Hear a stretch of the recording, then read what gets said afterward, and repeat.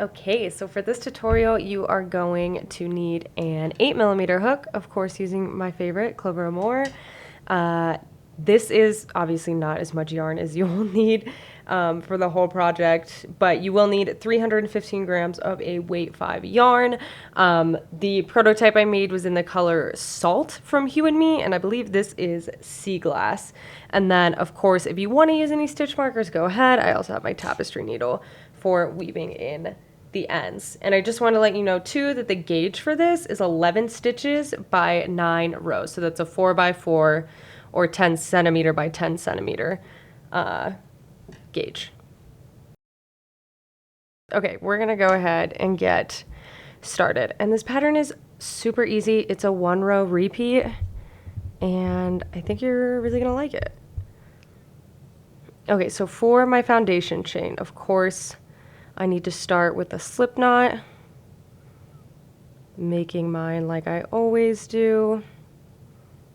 You can do a slip knot however you want though. And then I'm going to chain 21.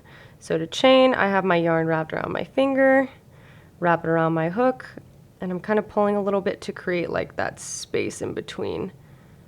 And that's my first chain.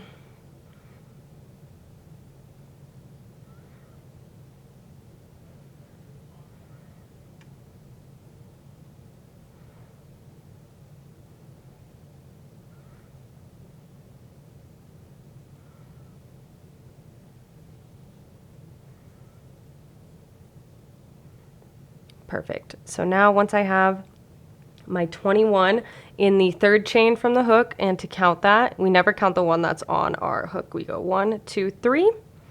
So the turning chain will then be 2. But in this third chain from the hook, you're going to insert your hook,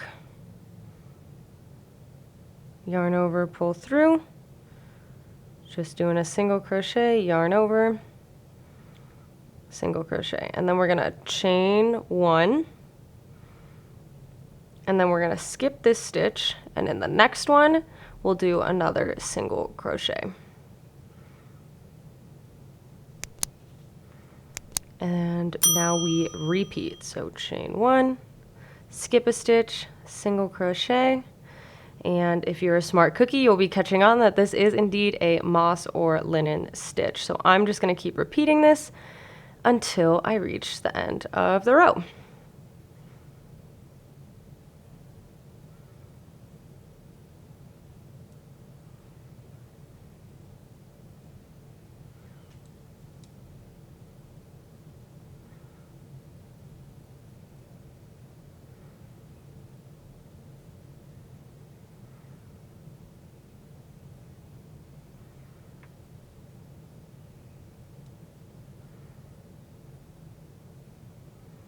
Perfect.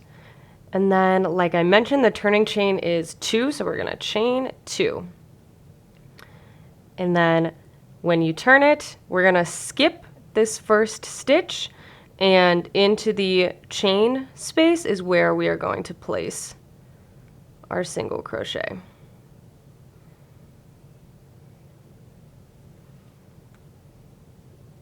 And then more of the same, chain 1, skip the actual stitch, and then go into the chain space.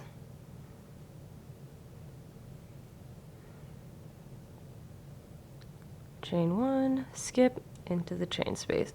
And now I just repeat this until I reach the end.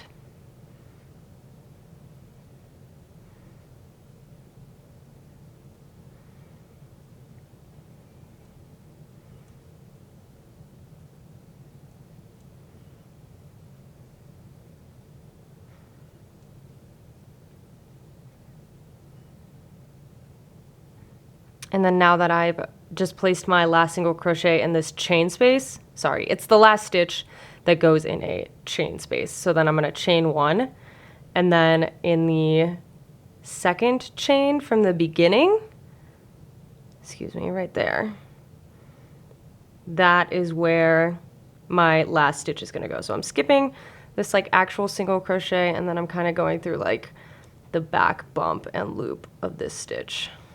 Sorry, my camera is having much trouble focusing tonight. I don't know what's going on.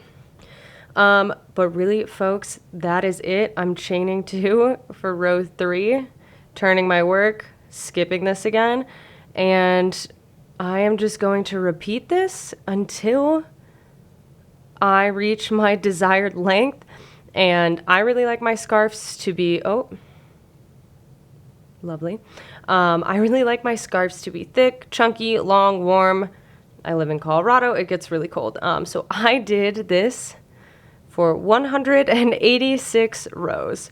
If you have less yarn or you just don't want to make it that long, I mean, feel free to customize. But I'm just going to go ahead and finish this row. And that is pretty much it for this scarf.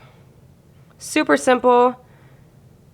Hopefully it can be a stash buster for you too. I think it would be really good to mix some colors. You definitely don't just have to do one.